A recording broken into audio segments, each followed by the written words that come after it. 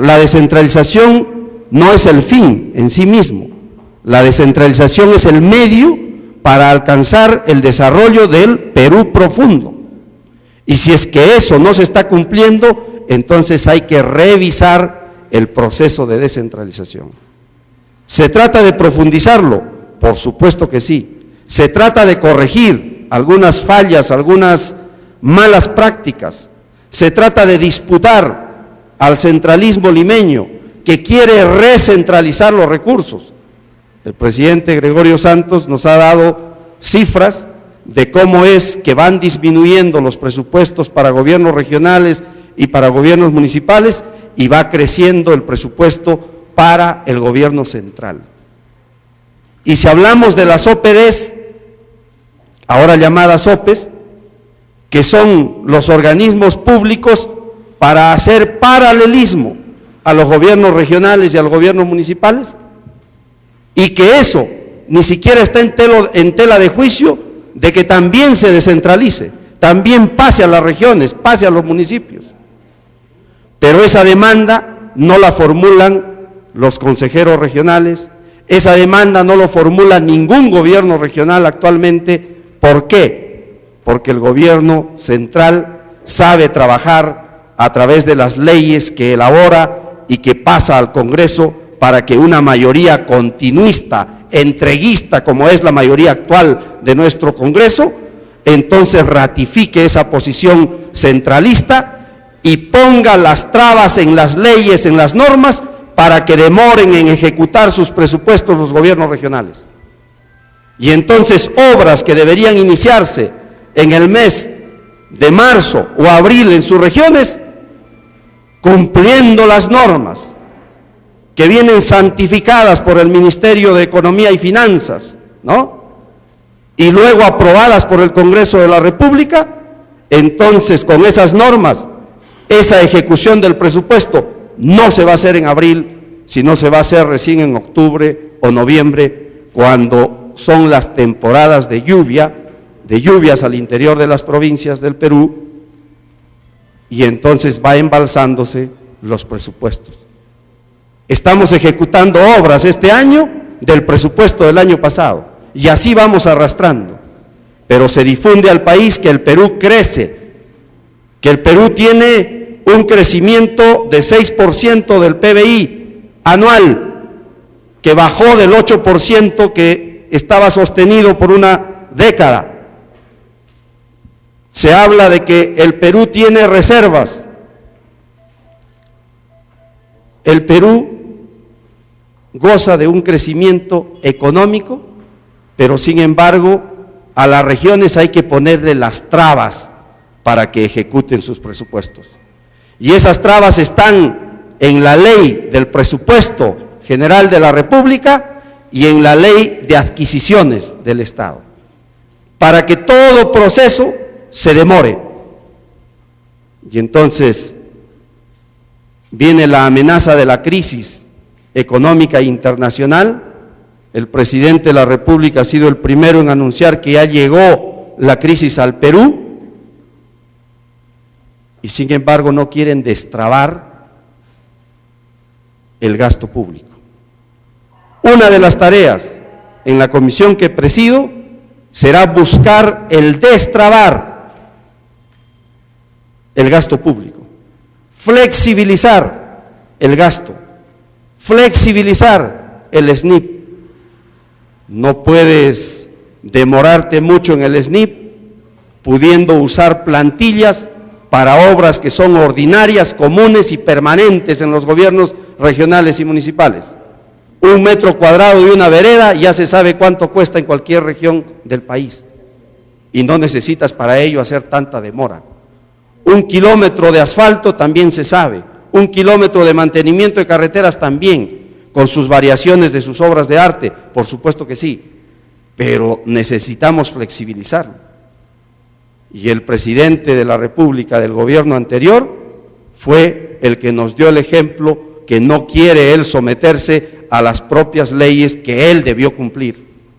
Y entonces a través de decretos de urgencia se sale del sistema de contrataciones, se sale del sistema del SNIP y dice yo refacciono, yo remodelo el Estadio Nacional y los colegios emblemáticos con otra norma dada para mí y no para las regiones. Y entonces es el momento de demandar esa flexibilización, que inclusive tiene un interés económico, de sostener, de paliar, de soportar una probable crisis fuerte que llegue al país por la crisis económica internacional. ¿Por qué? Porque si nosotros inyectamos más recursos, generamos más circuito económico, hay dinamismo económico, se dinamiza el mercado, la gente está trabajando, está comprando, está vendiendo. La descentralización en el Perú tenemos que enmarcarla también dentro del proceso económico regional, continental. A nivel de América del Sur, ¿cómo está la dinámica económica? ¿Cuál es nuestra ubicación geopolítica como Perú? ¿Cuáles son las obras maestras pensando en el futuro del Estado peruano? ¿Y cuál es la que acoge el gobierno de turno? Porque no hay en el momento un respeto por una posición clara, estratégica, económica del país, pensando en Latinoamérica y pensando para los próximos años. Lo único que hay es el piloto automático, la continuidad del modelo extractivista y la destrucción de la ganadería, de la agricultura y cero industrialización. Gamarra está con 60% de recesión y preguntemos a Cajamarca y a Arequipa cuál es la recesión en dos valles lecheros de los más importantes del Perú. Porque la política que tenemos es que vengan los TLC y los gobiernos no protegen al agricultor, no protegen al productor, no protegen la industria nacional, ni siquiera quieren desarrollarla o ampliarla. Y entonces es clarísimo que con ese modelo, ¿a dónde nos vamos? Bajan los precios de los minerales a nivel internacional, crisis en el Perú. Y ojo, no solamente es esa crisis por el impacto de los precios de los minerales, sino que también en la ley del gravamen minero, en la ley del impuesto especial de la minería y en la modificación de la ley de las regalías hechas por este gobierno en el mes de agosto del 2011, es que también allí advertimos que con esas leyes aprobándose en esa fecha, se estaba recortando el 15%, según cálculos que hicimos con técnicos, el 15% del canon de las regiones que tenían actividad minera. Y ahora estamos sintiendo. Pero ¿qué es lo que se difunde en los medios de comunicación? Que se debe al impacto de la baja de los precios de los minerales en el mundo. Y no es solo eso. Ahí el gobierno oculta su responsabilidad, su orientación continuista, entreguista de la economía y de las riquezas del Perú. Y eso es lo que tenemos que cambiar. Ahora me entienden, mi persona fue el que cuestionó esas tres normas, aún siendo congresista elegido juntos con Ollanta, pero yo no me pasé a la derecha, yo no me volví continuista como él, yo me mantuve en mi línea y cuestioné esos tres proyectos en la bancada nacionalista. Y se acordó que iban a ir los ministros a explicar esos proyectos a la bancada, pero luego vino de sorpresa en una noche para que lo discuta el Pleno, y sin que haya discusión en las comisiones, se dispensó el trámite de comisiones. ¿Y cuál era el argumento que nos daban a nosotros? Que no, que ya estaba de acuerdo la bancada fujimorista, que ya estaba de acuerdo la bancada de Castañeda, la bancada de Toledo, que estaban de acuerdo absolutamente todos, y entonces que pase esa ley. La única oposición era de Jorge Rimarachín. es que se inició el gobierno con una orientación del manejo de la economía para que se beneficien los mismos de siempre y no para que se beneficien las regiones, el país. Y le dijimos al presidente Ollanta, cuando se iba a aprobar estas normas, las regiones se levantarán en protesta el día que sientan que se les ha recortado su presupuesto de canon. Dicho y hecho, ahora están protestando después de 2 años porque sienten. Así es que es un engaño que les digan que solamente esa disminución es por los efectos de la bajada de los precios de los minerales en el mercado mundial. Pero yo me quedo con mis ideas, con mi propuesta, y yo sí creo en el proceso de descentralización. Y la descentralización no debe perderse en trámites administrativos, en las falsedades que les han engañado a ustedes de la transferencia de funciones. ¿Qué funciones? Si esas funciones toda la vida lo han desarrollado en las provincias, el sector salud, el sector educación. ¿Cuál es la transferencia? ¿Por qué no transfieren la carne? ¿Por qué no transfieren el presupuesto? Hay que transferirle a la región la firma. El titular del pliego es el presidente regional. ¡Qué alegría! Firme usted una ruma de papeles. El 70% en promedio de los presupuestos regionales se va para planillas. O sea, te han transferido lo que no deberían transferirte. Las planillas, que siga concentrándolo el centralismo, el Banco de la Nación. ¿Para qué te transfieren? ¿Qué control hace la región sobre esa firma? Y nos engañan, dicen, miren cuántos miles de millones tienen las regiones. Claro, pues, es para pagos pues, de planillas, de personal. Y no dicen, no difunden que al gobierno regional de Cajamarca, que fue el único que lo recibió al candidato Ollanta Humala en la sede del gobierno regional, y que con toda su maquinaria, el presidente Gregorio Santos le apoyó en su campaña, y de los resultados de primera a segunda vuelta se volteó y cambió, hubo un beneficio. Probablemente esté sentado Ollanta Humala en Palacio de Gobierno gracias a los votos de Cajamarca y al esfuerzo que le dio Gregorio Santos y todo su aparato político. ¿Y cuál fue el agradecimiento en respuesta a ello? Presupuesto 2012 para obras, presupuesto de inversión, verifiquen el monto, 400 y tantos millones. Verifiquen el presupuesto de obras, de inversiones para el 2013 del gobierno regional de Cajamarca, 100 y tantos millones. 64% de reducción del presupuesto de inversiones. Hay que castigarlo porque es un rebelde. Al congresista Rimarachín hay que expulsarlo, hay que sacarlo sin proceso alguno. Si yo hubiese iniciado un proceso judicial, estuviera repuesto, no solamente en mi bancada, sino también en el partido en el cual milité. Pero no valía la pena, porque el giro a la derecha estaba claro. El giro al centralismo, el giro para una economía hacia afuera. Castigo con 64% menos del presupuesto de inversiones. Y vienen a hacer el paralelismo con esa misma plata, a entregarle a los municipios de Cajamarca y a decirle, toma esta platita, este presupuesto, conviértete en prominero y hazle la oposición a la región. ¿Dónde han visto ustedes una conducta de gobierno de ese tipo? Y acá tenemos testigos. Acá está la señora Rosa Florián, que fue congresista también por Cajamarca, y ella ha sido testigo del fenómeno del baguazo.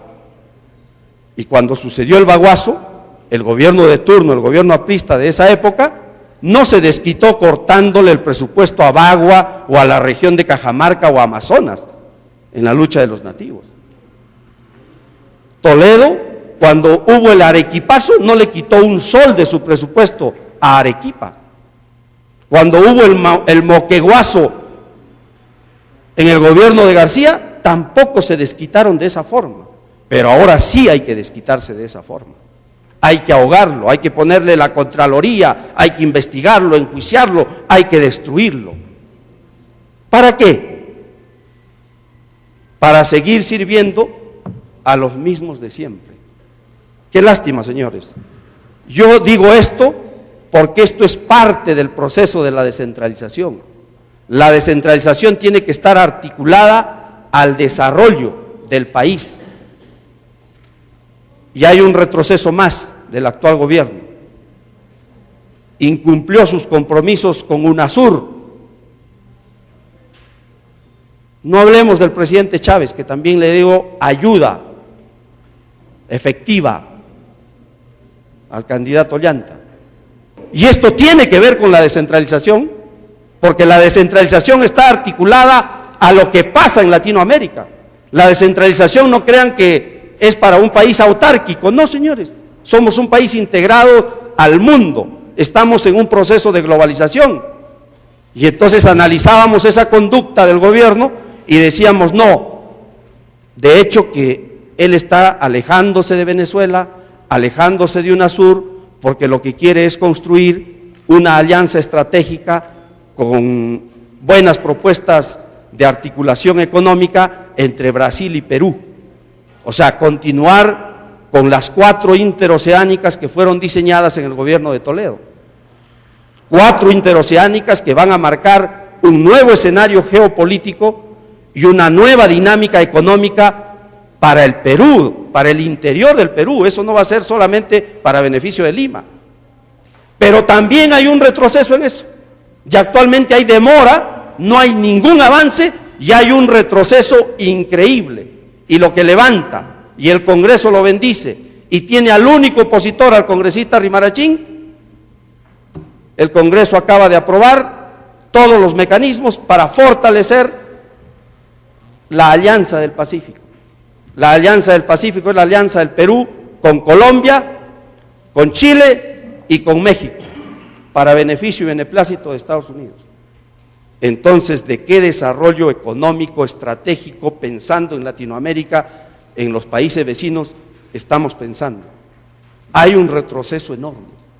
¿Y de qué se habla en los medios de comunicación? De los programas sociales, de la pensión 65, de que tantos millones de soles está yendo a tal provincia, propaganda, propaganda. Por favor, que no nos vengan con esos cuentos. El manejo responsable de la economía del Perú, pensando en la historia, pensando en el futuro, es lo que deberíamos estar analizando.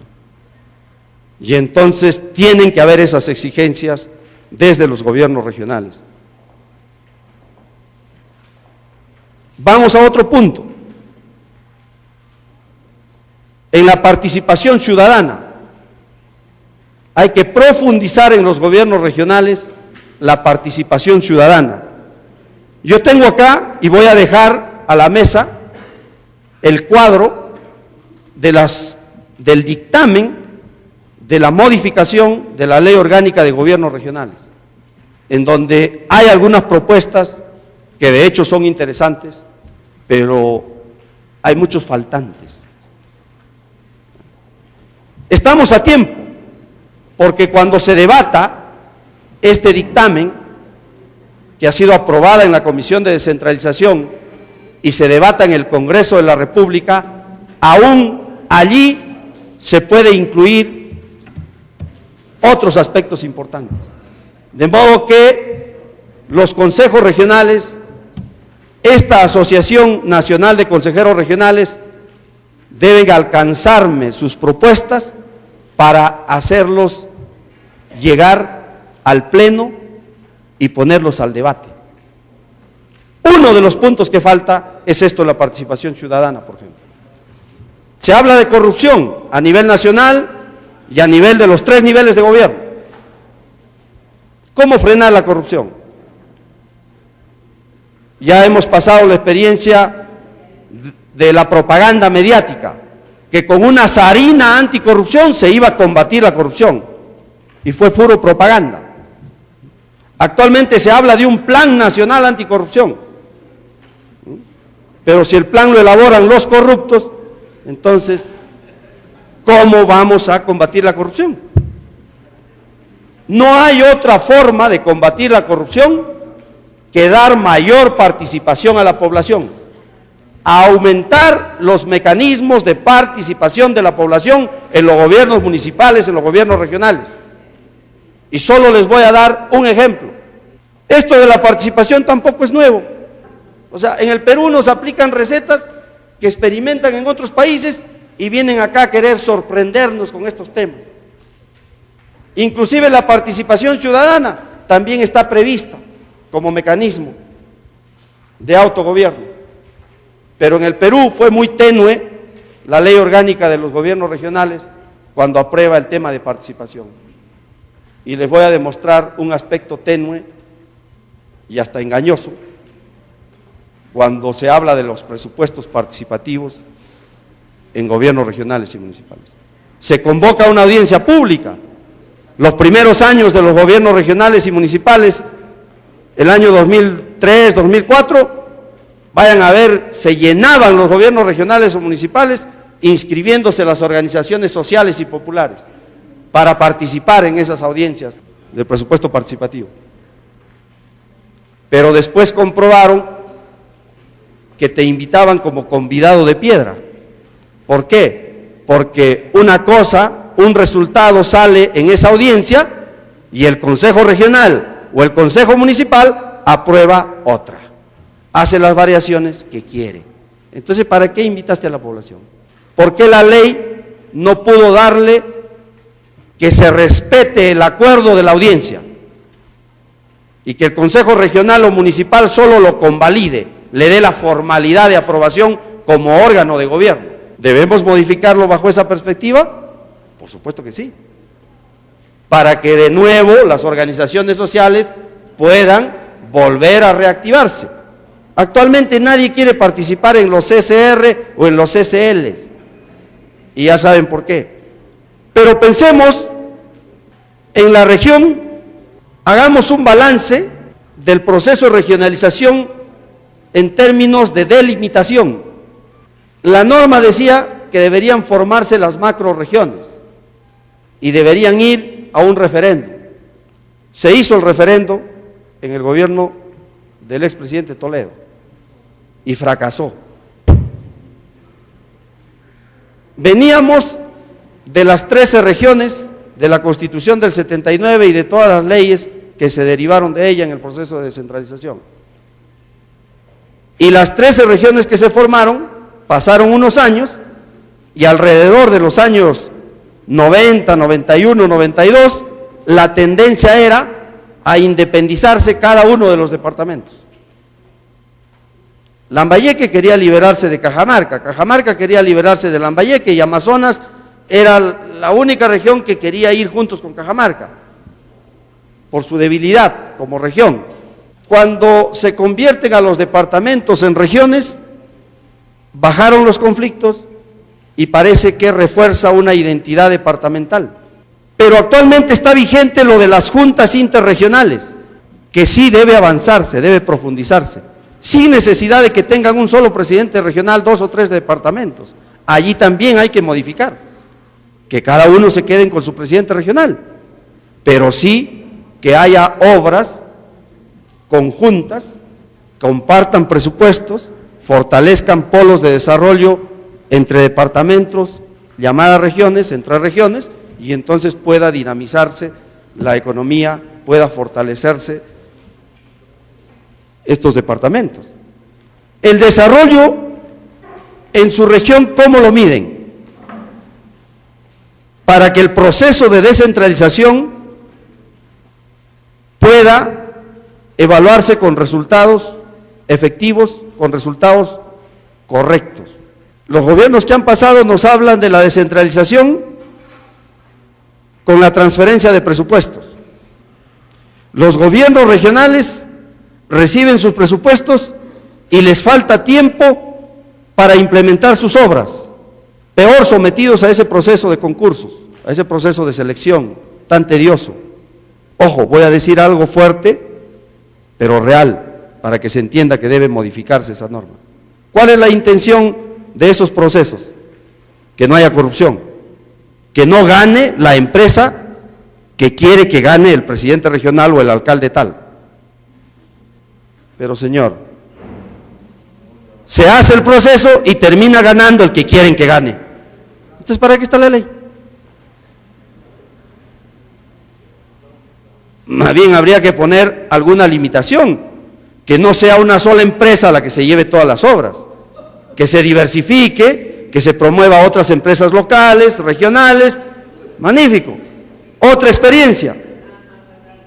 Ganó un concurso de una red eléctrica en Amazonas una empresa de Lima. Y la empresa de Lima, al día siguiente de recibir el resultado de ganador, estaba que quería vender la obra al que quedaba en segundo lugar, que era una empresa de la zona. ¿Ya? Entonces, esas experiencias, esos datos, quisiera que por favor nos alimenten con la finalidad de dar un buen sustento para que se modifique. Porque tienen miedo. Yo he hablado con presidentes regionales y con alcaldes y nadie se atreve a decir lo que yo estoy diciendo. ¿Por qué? Porque dicen, no, es que está bien, dice que se haga, pero nadie quiere formularlo.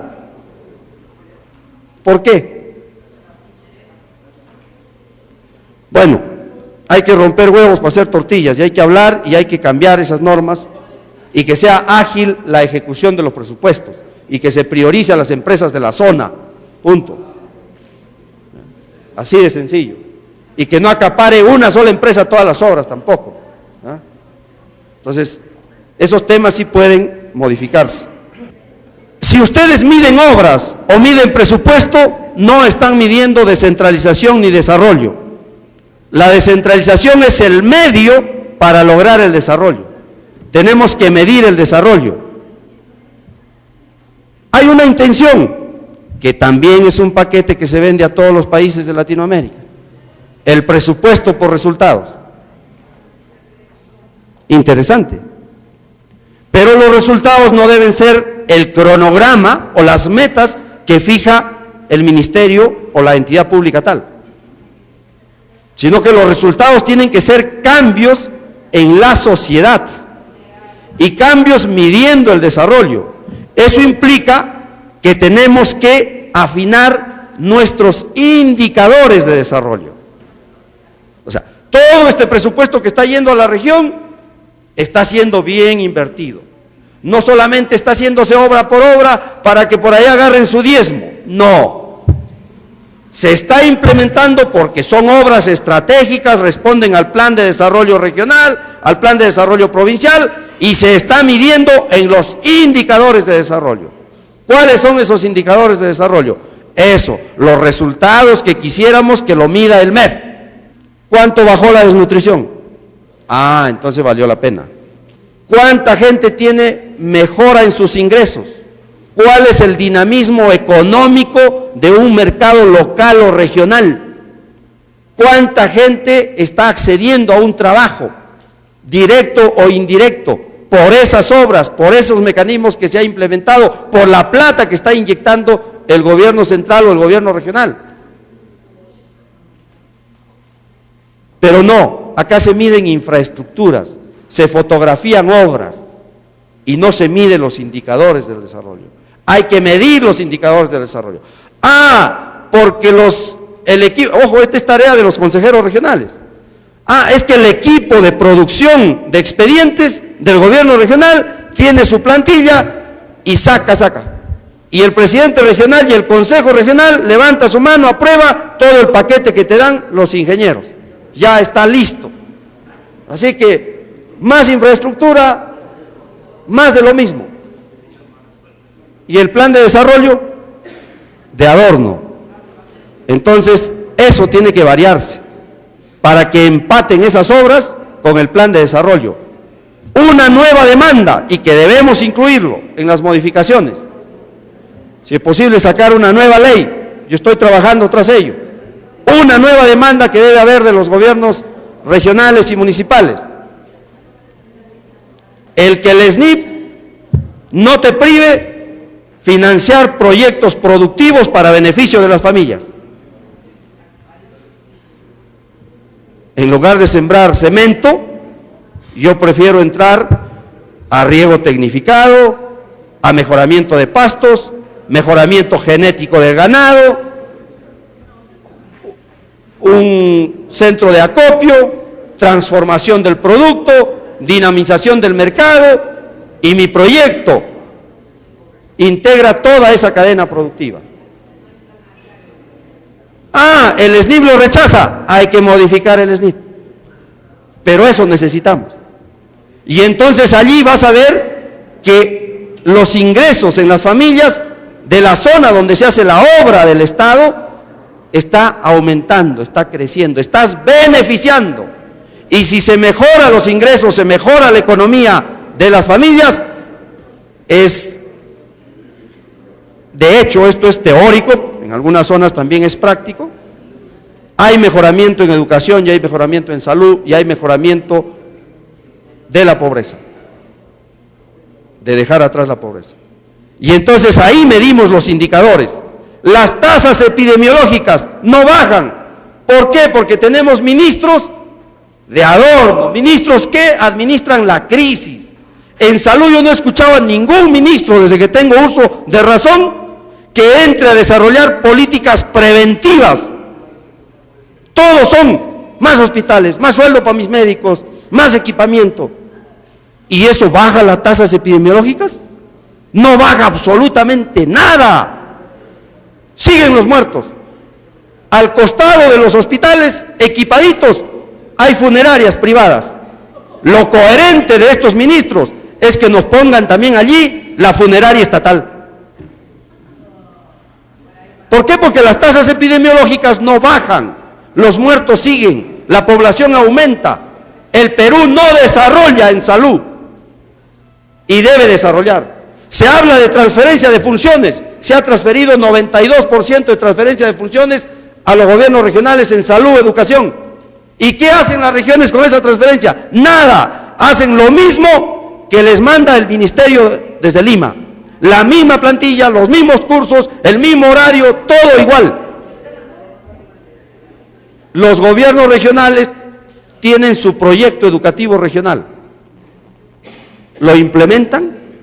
Alguna región ha cambiado su estructura de las UGELes, ha creado nuevas áreas, ha cambiado sus estructuras curriculares y está insertando la educación en el aparato productivo de la zona.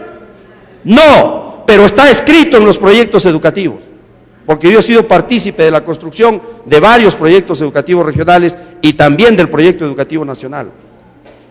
Pero ninguna región se atreve a agarrar la conducción de la educación y la salud. La disputa al centralismo limeño en estos dos temas que conozco más a profundidad, en el tema de salud y educación, deberían darlo las regiones, y para eso están los consejeros regionales.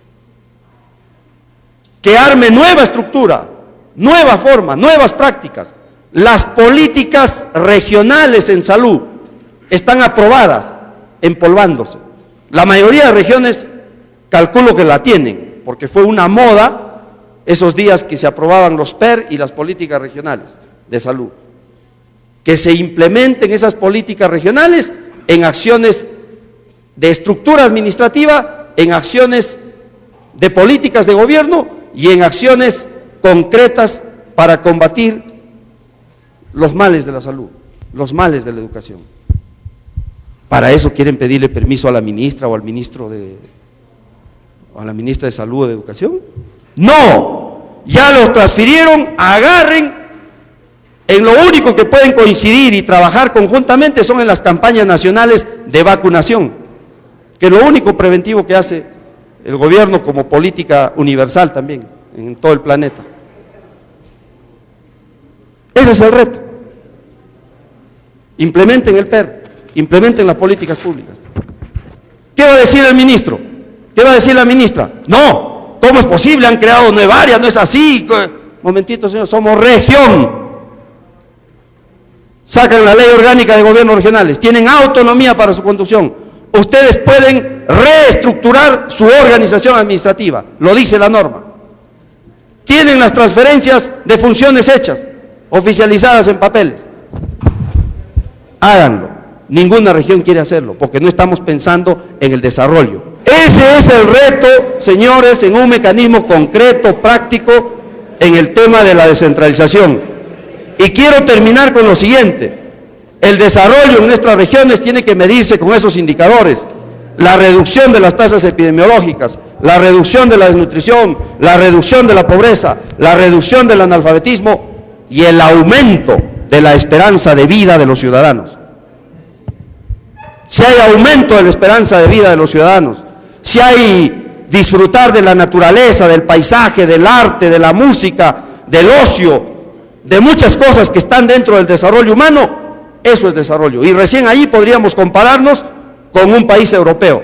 Pero acá, el presidente de la República nos viene a tontear y a querer engañar que no. Alan García, antes de salir, decía, no, ya, el 2021, ya pasamos al primer mundo, ya. Miren nuestras estadísticas, están que bajan. Claro, el INEI hacía maniobras para difundir datos mentirosos. ¿Ah? Pero no se trata de medir eso, se trata de medir lo que estoy diciéndoles.